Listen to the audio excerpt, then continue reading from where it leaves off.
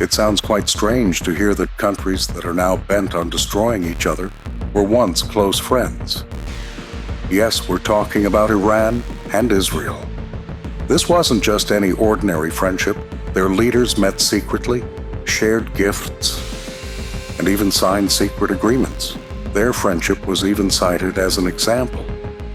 There are many things to consider, but the most surprising is that the nuclear program that is currently being objected to was gifted to Iran by Israel and the United States. But how? Iran. And at what point did the friendship with Israel begin? Who was jealous of this friendship? Why were weapons purchased from Israel during the Ayatollah's regime? And when was the point when this deep friendship turned into enmity? Once again, Rare Mind Gap videos celebrate this friendship. To understand the roots, we need to go back a little to a time when the Middle East looked quite different.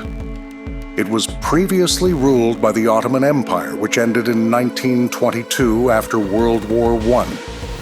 Now Britain ruled, and Arab nationalism was on the rise. The Arabs had just gained independence from the Ottoman Empire and wanted to establish their own country.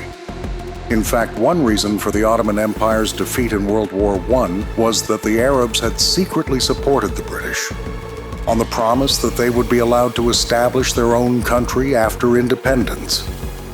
But besides the British and the Arabs, there was one remaining power in the region that had a serious problem with Arab nationalism: Iran. At that time, Iran was a powerful country, and its people considered the Arabs inferior. The Shah of Iran felt that if all the Arab countries united, they could pose a threat to Iran. For one, the Persians. Iran's hold on the Gulf would be divided, as the Arabs had already begun calling it the Arabian Gulf instead of the Persian Gulf. Furthermore, Iran's majority were Shia Muslims, while the Arabs were Sunni Muslims. Although both are Muslims, historically there has always been a silent competition between these two over who would represent Islam. Shah of Iran Mohammad Reza Pahlavi feared that Sunni Muslim influence might expand into Iran and usurp his throne. But who knew that Iran, isolated in the Middle East, would find a great ally? Then came 1948, the historic year when, following a declaration by the United Nations, the nation of Israel was established.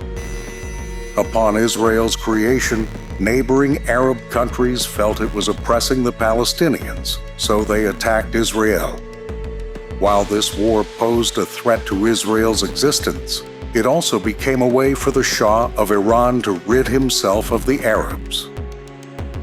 In reality, Iran wasn't so much concerned with the state of Israel as it was with the growing influence of Arab countries. That is, while the Arabs were fighting Israel for Palestine, Iran was inclined towards Israel. On the other hand, Israel also began to realize that it needed non-Arab friends among its enemy neighbors.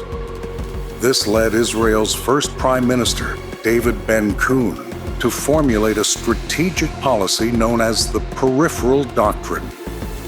He argued that since Israel is a small state surrounded by Arab countries, it should befriend its enemy's neighbors.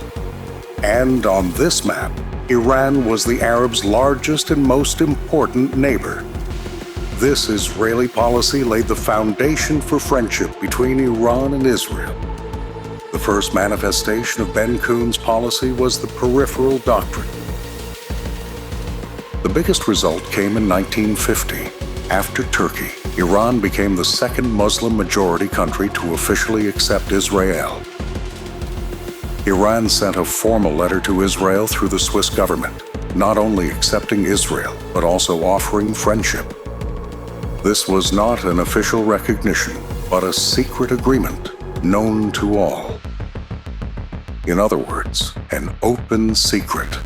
The world thought that Iran did not recognize Israel. But in reality, the Shah of Iran allowed the Israeli mission to open in Tehran. A large Israeli office was opened in Tehran, functioning exactly like an embassy. However, there was neither an Israeli flag nor an embassy lettering outside.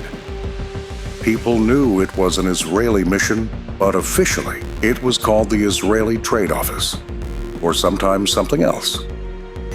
To what extent and on what occasions did Iran and Israel support each other? Before exploring this, let's understand why the Shah of Iran, despite being a Muslim country, supported Israel. There were three major reasons behind this. The Shah wanted to strengthen his monarchy and transform Iran into a modern, powerful industrial state. For this, he needed modern technology and intelligence, which Israel could provide. Secondly, the Shah of Iran feared Egypt's Gamal Abdel Nasser, who was raising the banner of Arab nationalism. The Shah felt that Iran could be his next target. This fear forced him to lean towards Israel. But the most important reason was the Shah of Iran's close ties to the United States. In 1953, Iran's Prime Minister, Mossadegh, attempted to reduce the Shah's powers. However, the United States, through the CIA, helped the Shah and saved his throne. After this statement, he was indebted to the United States and refused to refuse any of their requests.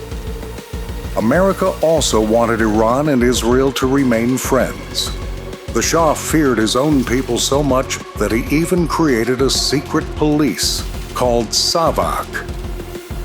Its job was to arrest or eliminate those who spoke out against the Shah. And you might be surprised to know that Israel tasked Mossad agents with training Savak. Mossad also trained Savak on how to monitor and interrogate individuals. Intelligence sharing between Savak and Mossad was routine. These two agencies jointly targeted communists and Arab militant groups. Furthermore, Iranian Air Force pilots also received training in Israel. Israel supplied Iran with advanced weapons and technology that the Arab world could not even imagine at the time. The two countries also worked together on missile technology and also signed agreements for research on nuclear weapons technology.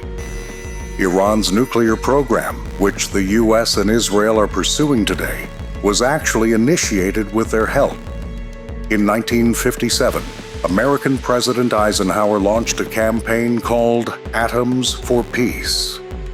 Its goal was to provide nuclear technology to American allies around the world so they could generate cheap electricity.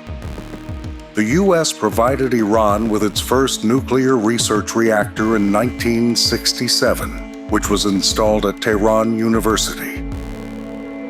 Interestingly, at that time, Israel trained Iran's nuclear scientists, who are being selectively eliminated today. The friendship between Iran and Israel wasn't solely based on a military alliance. The economy was the strongest component of this friendship. Israel needed oil, and Arab countries had boycotted supplies to them. Iran, a friend of Israel, had abundant oil, but there was no way to transport it to Israel. If oil containers had attempted to reach Israel via the Persian Gulf, the Red Sea, and then the Suez Canal, the problem was that the Suez Canal was under Egyptian control. Siding with the Arabs, and Egypt would not allow this to happen under any circumstances. Iraq, Syria, and Jordan lie between Iran and Israel by land, and these are also Arab countries. This meant there was no way to transport oil from Iran to Israel. But to honor this friendship, a special pipeline was laid. As you can see, Israel also has a port on the Gulf of Aqaba called Eilat. The pipeline began here and continued to Israel's Eklon port, and this project was named the Eilat-Ascalon Pipeline. This was done solely to allow Iranian oil tankers to depart from Kark Island and enter the Red Sea. From there, they could bypass the Suez Canal, empty the tankers into the Gulf of Aqaba, and then into Israel's Port Eilat. This secret pipeline not only provided Israel with oil, but also allowed Iran to sell its oil to Europe. Because Israel's Ashkelon port is located on the Mediterranean Sea, there are no obstacles like the Suez Canal to the oil transport to Europe. This wasn't just a pipeline, but a brotherhood between Iran and Israel.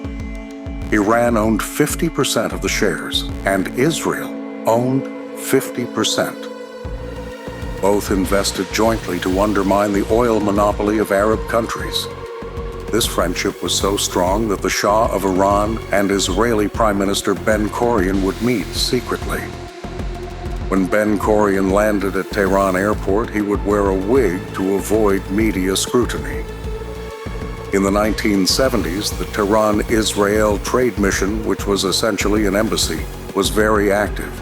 Israeli engineers, doctors, and military advisors were present there. Israel also taught Iranian farmers modern irrigation techniques and technology. And there were direct flights between the two countries. This period is considered the golden era of friendship between the two countries. During this period, the Shah of Iran held the world's most expensive and largest birthday party. October 26, 1971, was the Shah's 52nd birthday and the 2500th anniversary of the Persian Empire. An entire mini-city was built in the desert for this party. A special runway was also constructed, costing over $100 million at the time. Kings, queens, presidents, and prime ministers from around the world were invited. Food was flown in from Paris's famous Maximum restaurant via private plane. The Israeli prime minister was not invited to the party to keep the friendship a secret. Although Israeli leaders were not present on stage, Israel's intelligence agency, Mossad, worked with the Shah's security team to plan the party's security to prevent any attacks. Despite the Israeli prime minister not being invited to the party, their friendship remained unchanged. This friendship continued for the next few years, but the day finally came when the friendship between Iran and Israel turned into enmity. In the 1979 revolution, Khomeini overthrew the Shah of Iran and established Iran as an Islamic republic. Upon his arrival, Khomeini declared that Israel was the enemy of Islam and the Shah a traitor. A few weeks later, the Israeli trade mission was attacked and the Palestinian flag was raised there. That same day, Palestinian leader Yasser Arafat arrived in Tehran, and Khomeini declared that it was no longer an Israeli embassy, but a Palestinian one. This was the moment when the story of Iran-Israel friendship ended, but was not buried. After the Islamic Revolution, the story took an interesting turn. A year later, when the war between Iran and Iraq broke out, Iran was in dire need of weapons, and necessity brought them together once again. Israel helped Iran on this occasion and secretly supplied weapons to them. This war, led by Khomeini, continued for 8 years, and weapons continued to flow from Israel. Israel's advantage in this was that by supplying weapons to Iran, it wanted to weaken its Arab neighbor, Iraq. After the Islamic Revolution, Iran also abolished all the things of the old Shah, such as the Savak police, oil pipelines, and even the Israeli trade mission. But one thing that Israel and America had gifted Iran was reopened by Khomeini, Iran's nuclear program. When the Iran-Iraq War ended in 1990, Israel realized that the threat was no longer Iraq, but Iran's nuclear program, now in the hands of Islamic revolutionaries. This began a shadow war between the two, a conflict that continues to this day. this was the point when the Iran-Israel friendship was completely buried. We hope you will like and share this Rare Mind Gaps video. Thank you so much for your loving comments. See you in the next great video.